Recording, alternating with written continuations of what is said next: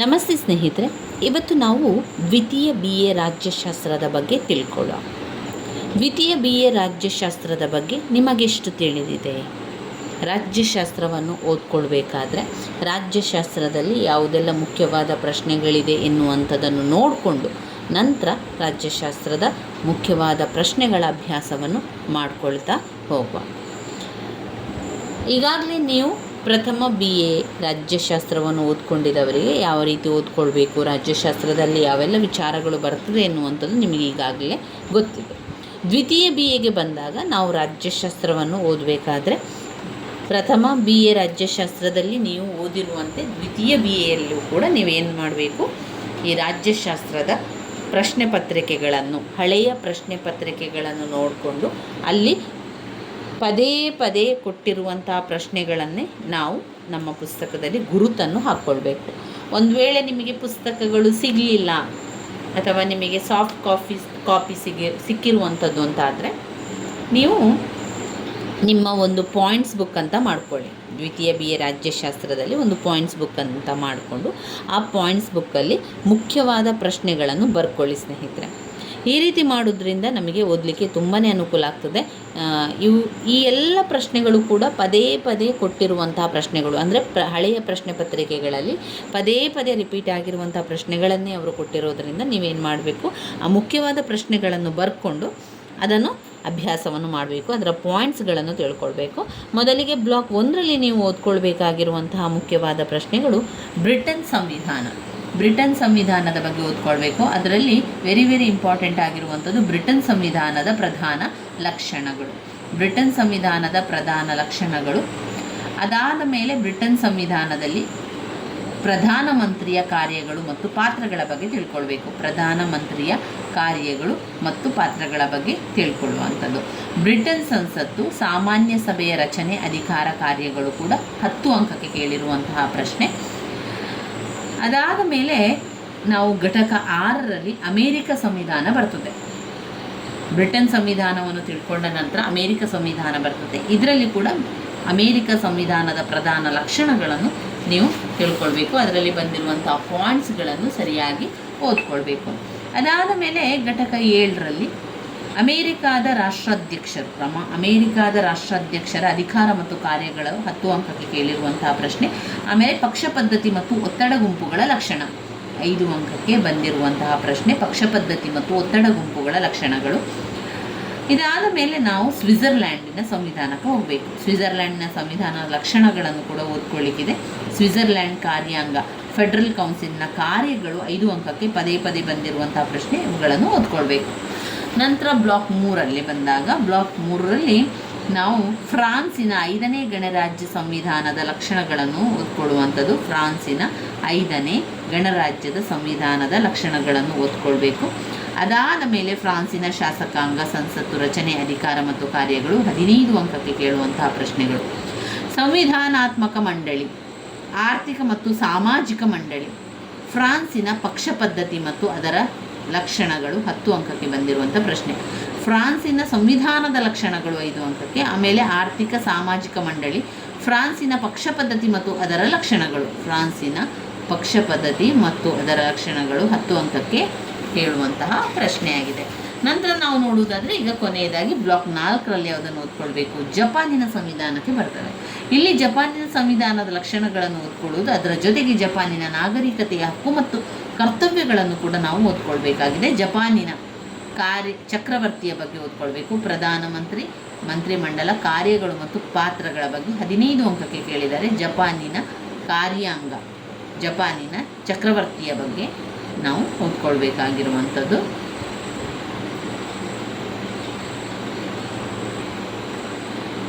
ಜಪಾನಿನ ಪಕ್ಷ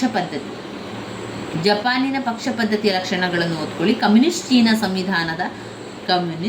ಚೀನಾ ಸಂವಿಧಾನದ ಸ್ಟೇಟ್ ಕೌನ್ಸಿಲ್ ಬಗ್ಗೆ ಓದ್ಕೊಳ್ಳುವಂಥದ್ದು. ಚೀನಾ ಶಾಸಕಾಂಗ, ರಾಷ್ಟ್ರೀಯ ಜನತಾ ಕಾಂಗ್ರೆಸ್, ರಚನೆ, ಅಧಿಕಾರ, ಕಾರ್ಯಗಳು ಅಷ್ಟೇ ಅಲ್ಲದೆ ಚೀನಾದ ಕಮ್ಯುನಿಸ್ಟ್ ಪಕ್ಷ, ಸಂಘಟನೆ ಮತ್ತು ಪಾತ್ರ.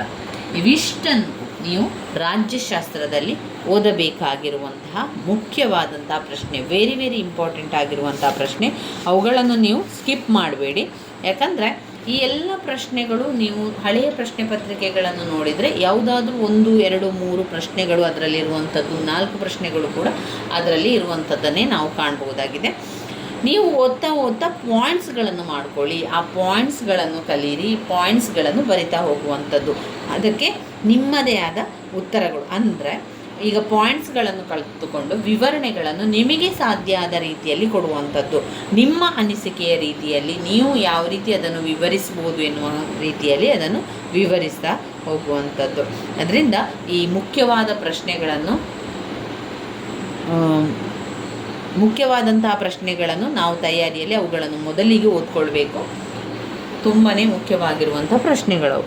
ಅದು ನಾವು ಘಟಕ 1ರಿಂದಲೇ ಎಲ್ಲವನ್ನು ಕೂಡ ಓದ್ಕೊಳ್ತಾ ಹೋಗುವಂಥದ್ದು. ಆರಂಭದಲ್ಲಿ ಬರುವಂಥದ್ದು ನಮಗೆ ಬ್ರಿಟನ್ ಸಂವಿಧಾನವನ್ನು ಓದ್ಕೊಳ್ಳುವಂಥದ್ದು. ಆರಂಭದಲ್ಲಿ ಬ್ರಿಟನ್ ಸಂವಿಧಾನವನ್ನು ಕೇಳ್ತಾರೆ. ಅದರ ಜೊತೆಗೆ ಅಮೆರಿಕ ಸಂವಿಧಾನದ ಲಕ್ಷಣಗಳು, ಹಾಗೆ ಫ್ರಾನ್ಸ್ನ ಸಂವಿಧಾನದ ಲಕ್ಷಣಗಳು, ಜಪಾನ್ನ ಸಂವಿಧಾನದ ಲಕ್ಷಣಗಳು, ಈ ರೀತಿಯಾಗಿ ಬೇರೆ ಬೇರೆ ದೇಶಗಳ ಸಂವಿಧಾನದ ಪದ್ಧತಿಯು ಬೇರೆ ಬೇರೆಯಾಗಿರುವುದರಿಂದ ಬೇರೆ ಬೇರೆ ರೀತಿಯಲ್ಲಿ ಅವರಿಗೆ ತಿಳಿಸುವಂಥದ್ದು.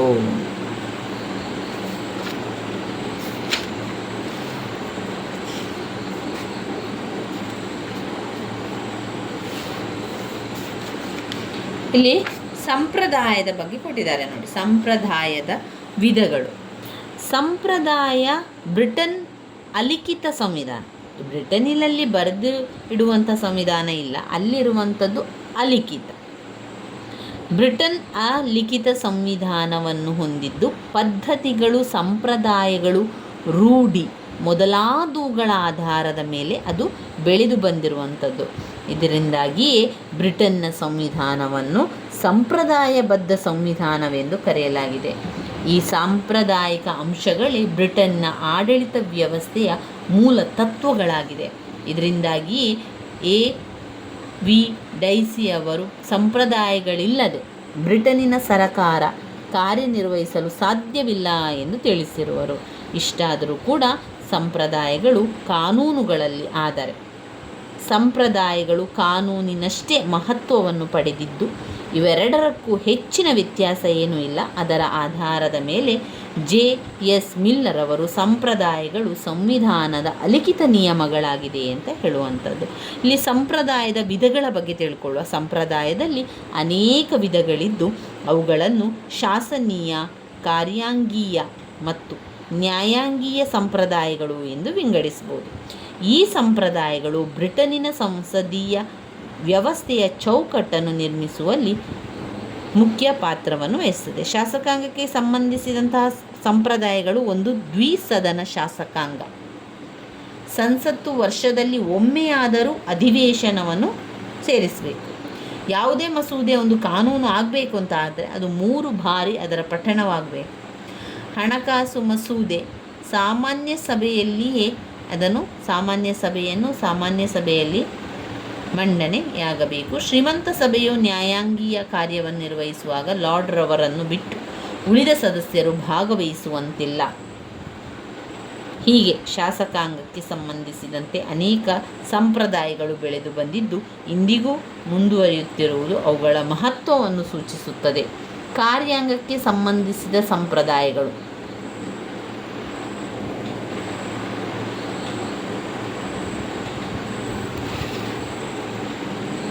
ಕಾರ್ಯಾಂಗಕ್ಕೆ ಸಂಬಂಧಿಸಿದ ಸಂಪ್ರದಾಯಗಳು, ನ್ಯಾಯಾಂಗಕ್ಕೆ ಸಂಬಂಧಿಸಿದ ಸಂಪ್ರದಾಯಗಳು ಹಾಗೆಯೇ ಸಂಪ್ರದಾಯದ ಹಿಂದಿರುವಂಥ ಹಿತಾಸಕ್ತಿಗಳ ಬಗ್ಗೆ ಕೂಡ ತಿಳ್ಕೊಳ್ಬೇಕು. ಮೊದಲೇ ಕಾರ್ಯಾಂಗಕ್ಕೆ ಸಂಬಂಧಿಸಿದ ಸಂಪ್ರದಾಯಗಳು ಸಾರ್ವತ್ರಿಕ ಚುನಾವಣೆ ನಂತರ ಬಹುಮತ ಪಡೆದ ಪಕ್ಷದ ನಾಯಕನನ್ನು ರಾಜ ಸರಕಾರ ರಚಿಸಲು ಆಹ್ವಾನಿಸುವುದು.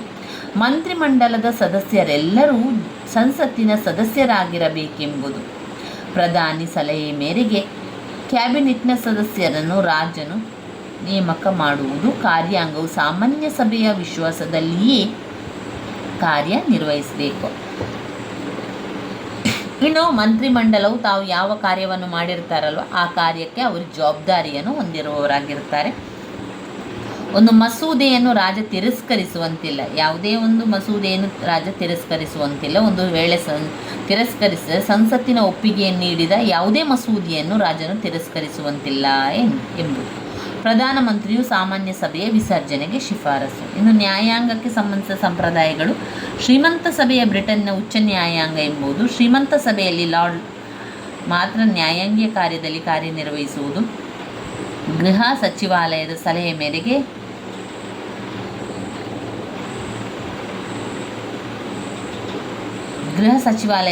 ಮೇರೆಗೆ ರಾಜನು ಕ್ಷಮದಾನ ನೀಡುವ ಅಧಿಕಾರವನ್ನು ಹೊಂದಿರುವುದು. ಆದರೆ ಇತ್ತೀಚೆಗೆ ಕೈಗೊಂಡಂತಹ ಸಂವಿಧಾನಿಕ ಬದಲಾವಣೆಯಿಂದಾಗಿ ಲಾರ್ಡ್ಸ್ಗಳ ನ್ಯಾಯಾಧೀಶರನ್ನು ವಾಪಸ್ ಪಡೆಯಲಾಗಿತ್ತು. ಈ ಅಧಿಕಾರವನ್ನು ಇಂಗ್ಲೆಂಡ್ನಲ್ಲಿ ಇತ್ತೀಚೆಗೆ ಅಧಿಕಾರಕ್ಕೆ ಬಂದಂಥ ಇಂಗ್ಲೆಂಡ್ ಸುಪ್ರೀಂ ಕೋರ್ಟ್ಗೆ ವಹಿಸಲಾಗಿದೆ.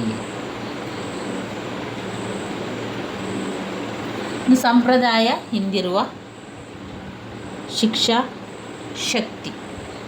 ಸಂಪ್ರದಾಯಗಳು ಬ್ರಿಟನ್ನಲ್ಲಿ ಕಾನೂನಿಗೆ ಇರುವಷ್ಟೇ ಮಹತ್ವವನ್ನು ಹೊಂದಿದ್ದು ಅವುಗಳನ್ನು ಕಾನೂನಿನ ಒಂದು ಭಾಗ ಎಂದು ಪರಿಗಣಿಸಲ್ಪಡ್ತದೆ. ಇದರಿಂದಾಗಿ ಅವುಗಳನ್ನು ಏನು ಮಾಡ್ತೇವೆ, ಗೌರವಿಸಿ ಇಂದಿಗೂ ಅನುಸರಿಸುತ್ತಲೇ ಇರುವಂಥದ್ದು.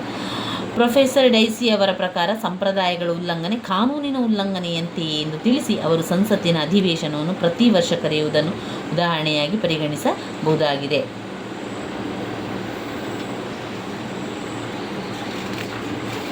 ಇನ್ನು ನಾವು ನೋಡುವುದಾದರೆ ಸಂವಿಧಾನದ ಪ್ರಧಾನ ಲಕ್ಷಣಗಳು. ಮುಂದಿನ ವಿಡಿಯೋದಲ್ಲಿ ನಾವು ಬ್ರಿಟನ್ ಸಂವಿಧಾನ ಲಕ್ಷಣಗಳನ್ನು ಓದ್ಕೊಳ್ಳೋ. ಇದನ್ನು ನೀವು ಸ್ಕಿಪ್ ಮಾಡಲೇಬಾರ್ದು. ವೆರಿ ಇಂಪಾರ್ಟೆಂಟ್ ಆಗಿರುವಂಥ ಒಂದು ಪ್ರಶ್ನೆ. ಬ್ರಿಟನ್ ಸಂವಿಧಾನದ ಲಕ್ಷಣಗಳು. ಪ್ರತಿ ವರ್ಷ ಕೂಡ ಹಳೆಯ ಪ್ರಶ್ನೆ ಪತ್ರಿಕೆಗಳನ್ನು ನೀವು ನೋಡಿದರೆ ಅದರಲ್ಲಿ ಯಾವುದಾದ್ರೂ ಒಂದು ವಿಚಾರಕ್ಕೆ ಬ್ರಿಟನ್ನ ಸಂವಿಧಾನದ ಲಕ್ಷಣಗಳು ಅಂತ ಅವರು ಕೇಳ್ತಾರೆ. ಅದನ್ನು ನಾವು ಪಾಯಿಂಟ್ಸ್ಗಳನ್ನು ಮುಂದಿನ ಒಂದು ವಿಡಿಯೋದಲ್ಲಿ ತಿಳ್ಕೊಳ್ಳೋ ಸ್ನೇಹಿತರೆ. ನನ್ನ ವೀಡಿಯೋಸ್ ಎಲ್ಲ ನಿಮಗೆ ಇಷ್ಟವಾಗಿದ್ದರೆ ಲೈಕ್ ಕೊಡಿ, ಶೇರ್ ಮಾಡಿ, ಸಬ್ಸ್ಕ್ರೈಬ್ ಮಾಡಲಿಕ್ಕೆ ಮರಿಬೇಡಿ. ಧನ್ಯವಾದಗಳು.